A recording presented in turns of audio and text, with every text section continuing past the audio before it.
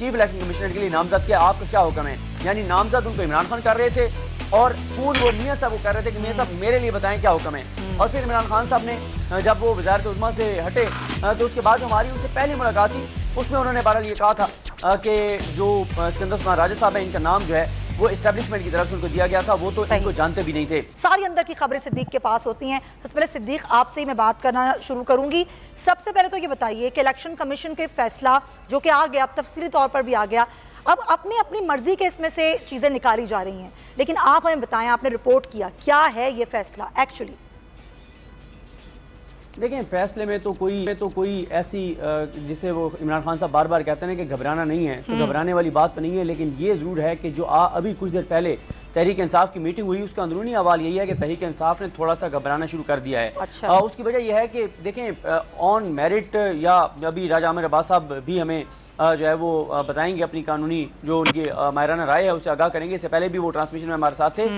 देखें, foreign funding तो नहीं है, लेकिन मसला ये है कि chief election commissioner Sikandar Usman Raja साहब जिस तरह के वो फैसले कर रहे हैं, जिस तरह से उनका कंडक्ट रहा है, इसलिए तहरीक इंसाफ को ये नजर आ रहा है कि वो किसी भी हद तक जा सकते हैं। और फिर उनका जो शरीफ खानदान के साथ एक तल्लुक है वो भी ढका छुपा नहीं है, बल्कि जब उनको चीफ इलेक्शन कमिश्नर के लिए नामजद किया गया था और तहरीक इंसाफ ने किया था, तो उसके बाद अगले दिन जो अखबार में दी न्यूज़ में खबर लगी थी जिसमें बताया गया था कि चीफ इलेक्शन जो नामजद चीफ इलेक्शन कमिश्नर हैं सिकंदर उस्मान राजा, उन्होंने मियां नवाज शरीफ से रब्ता किया और रब्ता करके कहा कि मियां साहब मेरे लिए क्या हुक्म है, मुझे इमरान खान ने चीफ इलेक्शन कमिश्नर के लिए नामजद किया, आपका क्या हुक्म है। यानी नामजद उनको इमरान खान कर रहे थे और फोन वो मियां साहब को कर रहे थे कि मियां साहब मेरे लिए बताएं क्या हुक्म है। और फिर इमरान खान साहब ने जब वो वज़ारत उज़्मा से हटे तो उसके बाद हमारी उनसे पहली मुलाकात थी, उसमें उन्होंने बहरहाल ये कहा था कि जो सिकंदर उस्मान राजा साहब है, इनका नाम जो है वो एस्टेब्लिशमेंट की तरफ से उनको दिया गया था, वो तो इनको जानते भी नहीं थे। अब मसला ये है कि एक जो बहस है जिस पे भी ज़ाहिर है हम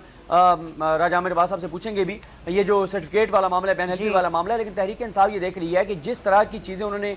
इसमें जो है वो लिखी हैं, अगर इनको सुप्रीम कोर्ट में चैलेंज नहीं किया जाता और इन पर कोई डायरेक्शन नहीं आती, कोई फैसला नहीं आता, तो किसी भी हद तक वो फैसला दे देंगे। देखिए, एक बार तो वो फैसला दे देंगे ना, बाकी ठीक है बाद में सुप्रीम कोर्ट में जाके जो भी हो जाए। दूसरा, इसमें आप पैटर्न देखें, एक तरफ इलेक्शन कमीशन पर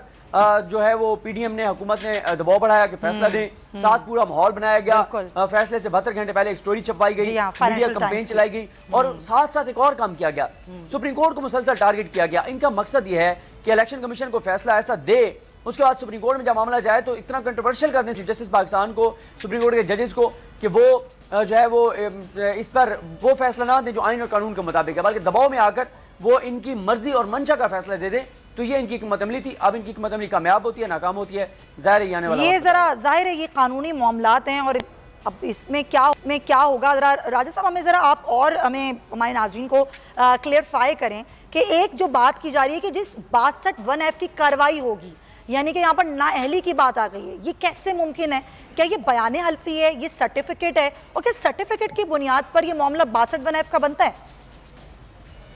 देखिए, उससे पहले आपने जब अपने इंट्रो में बात की कि ये ममनुआ फंड और प्रोहिबिटेड फंड क्या है, तो नाज़रीन को अगर ये बता दिया जाए तो फिर बाकी चीजें क्लियर हो जाए। बिल्कुल सर। फंड ये है कि किसी भी पॉलिटिकल पार्टी को किसी भी इंडिविजुअल से, किसी भी शख्स से जो पाकिस्तानी है या डुअल नेशनलिटी वाला है, उससे कंट्रीब्यूशन लेने का, डोनेशन लेने का उसको एक राइट है, उसको एक कानूनी इख्तियार है। ठीक है। और उसके साथ उन्होंने कहा कि अगर ये बैरून मुल्क से ली जा रही है तो किसी मल्टीनेशनल कंपनी से आप फंडिंग कंट्रीब्यूशन नहीं ले सकते। और इसी तरह पाकिस्तान में अगर कोई कंपनी रजिस्टर्ड है SECP के पास, यानी कि वो कोई कंपनी है, कोई इंडिविजुअल नहीं है, जैसे कि कोई कंपनी है या किसी भी शख्स की, तो वो कंपनी जो फंड देने की मजाज नहीं होगी और आप उससे फंड नहीं दे सकते। तो ये जो उन्होंने पाबंदियां लगा दी, एक मल्टीनेशनल से और एक किसी भी रजिस्टर्ड कंपनी से, तो इससे फंड अगर आप ले लेंगे तो वो फंड क्या कहलाएगा? वो ममनुआ फंड, वो प्रोहिबिटेड फंड, यानी उस फंड की आपको इजाजत नहीं थी। और अगर आप किसी से प्रोहिबिटेड फंड ले लेते हैं तो कानून कहता है कि उसमें फिर इसका जो आर्टिकल 6 है पॉलिटिकल ऑर्डर 2002, उसके तहत वो फंड जो सा है वो इलेक्शन कमीशन ऑफ पाकिस्तान जब्त कर सकता है जो इलेक्शन जो से ये है 2002 के जो के तहत, और उसको जब्त इससे पहले वो शोकॉज नोटिस देता है, डायरेक्टली जब्त नहीं करता, जो कि उन्होंने आज दे दिया। और जो फॉरेन फंडिंग है वो बड़ी क्लियरली लिखा हुआ है कि जब कोई पॉलिटिकल पार्टी किसी फॉरेन गवर्नमेंट से या किसी फॉरेन पॉलिटिकल पार्टी से फंडिंग लेके वजूद में आती है या अपनी पॉलिटिकल सरगर्मियां चलाती है उस फंड से, कि जैसे कि आप इसराइल से फंड ले रहे हैं, आप इंडिया से ले रहे हैं, या आप किसी दूसरे मुल्क से ले रहे हैं, अमेरिका से ले रहे हैं, या वहां पे मौजूद पार्टी है जैसे कांग्रेस है या कोई और, उससे आप फंडिंग ले रहे हैं, तो वो फंडिंग जो सी होगी वो फॉरेन फंडिंग कहलाती है। और ऐसी सूरत में अगर इलेक्शन कमीशन समझता है कि कोई फंडिंग ली है तो वो गवर्नमेंट को एक रेफरेंस भेजेगा, और फिर गवर्नमेंट अगर समझेगी तो वो सुप्रीम कोर्ट में वो भेज देगी, और फिर डिसाइड करेगा कि ये फॉरेन फंडिंग है कि नहीं है, और अगर फॉरेन फंडिंग है तो उस पार्टी को बैन किया जाता है। सब्सक्राइब करें और बेल दबाएं ताकि कोई खबर रह न जाए।